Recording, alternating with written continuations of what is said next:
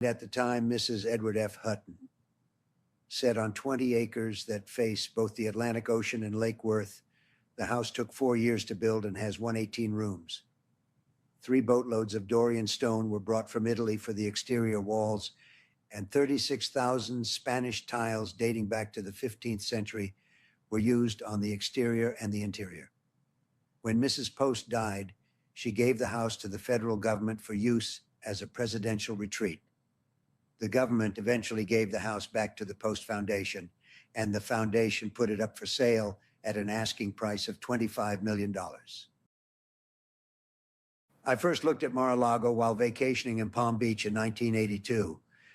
Almost immediately, I put in a bid of $15 million, and it was promptly rejected.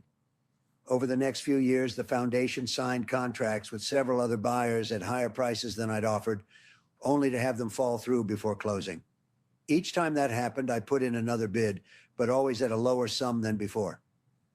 Finally, in late 1985, I put in a cash offer of $5 million, plus another $3 million for the furnishings in the house. Apparently, the foundation was tired of broken deals. They accepted my offer, and we closed 1 month later. The day the deal was announced, the Palm Beach Daily News ran a huge front-page story with the headline, "Mar-a-Lago's Bargain Price Rocks Community." Soon, several far more modest estates on property a fraction of Mar-a-Lago's size sold for prices in excess of $18 million. I've been told that the furnishings in Mar-a-Lago alone are worth more than I paid for the house. It just goes to show that it pays to move quickly and decisively when the time is right. Upkeep of Mar-a-Lago, of course, isn't cheap. For what it costs each year, you could buy a beautiful home almost anywhere else in America. All of which is a long way of explaining why I take this call from the pool contractor. He has a small question about the matching of the Dorian stone we're using for the decking, and I care about every detail when it comes to Mar-a-Lago.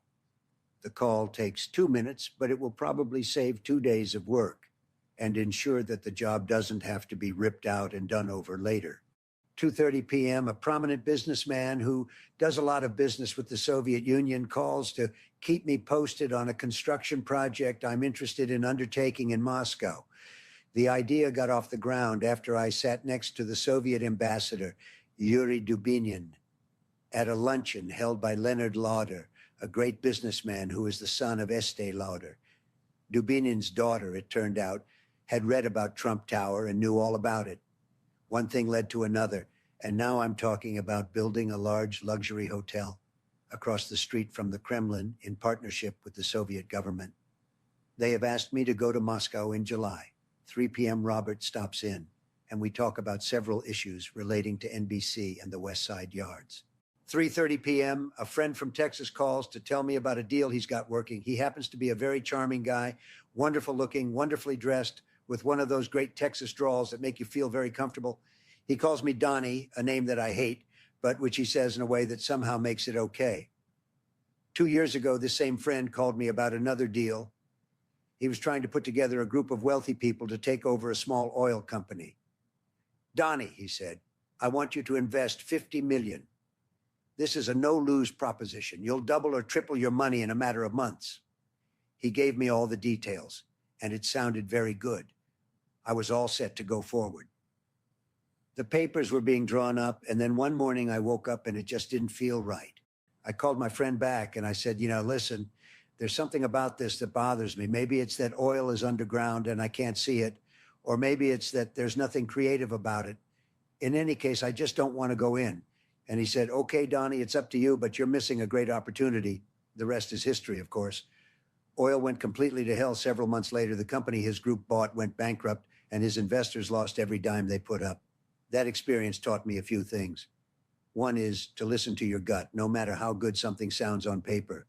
The second is that you're generally better off sticking with what you know. And the third is that sometimes your best investments are the ones you don't make. Because I held back, I saved $50 million, and the two of us have remained friends. As a result, I don't want to reject him outright on his new deal.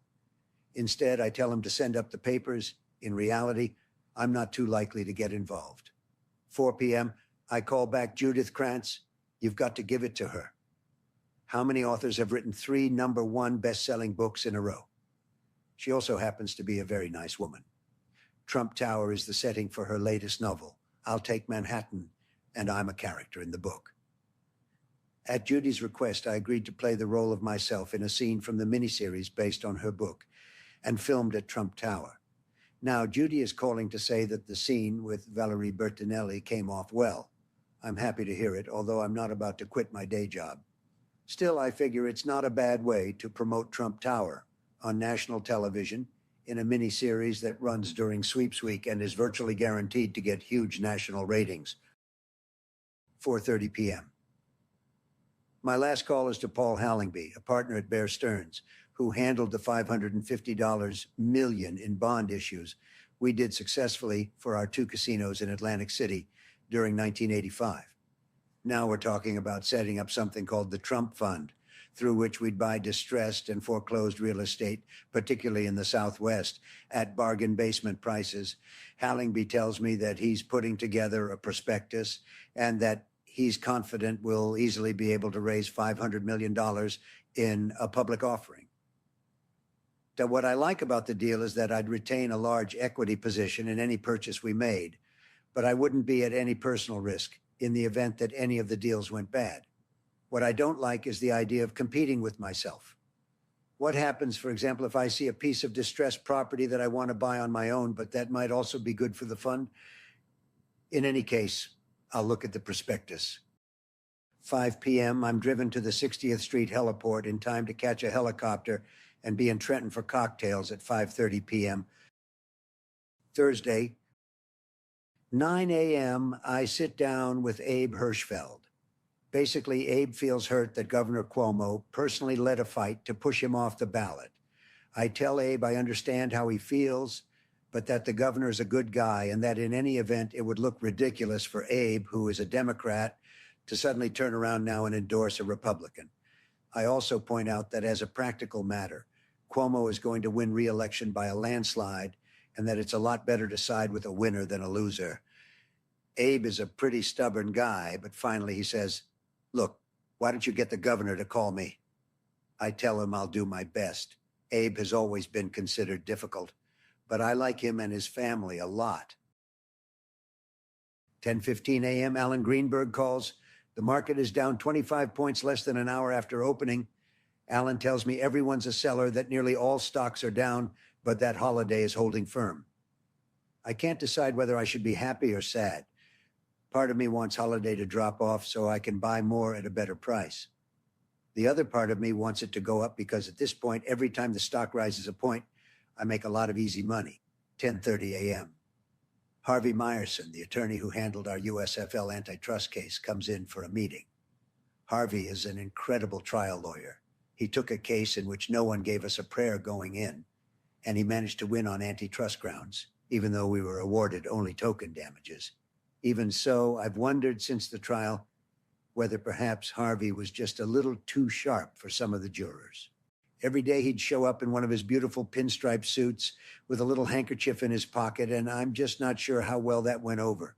Overall, I think he did as good a job as anyone could, and I still believe he's our best hope on the appeal. One thing I like about Harvey is his enthusiasm. He's still absolutely convinced he's going to win the appeal. 11:30 a.m., Stephen Hyde calls. After I bought out, Holiday Inn's interest in the Trump Plaza Hotel and Casino in Atlantic City and took over the management in June, I hired Steve to run the facility.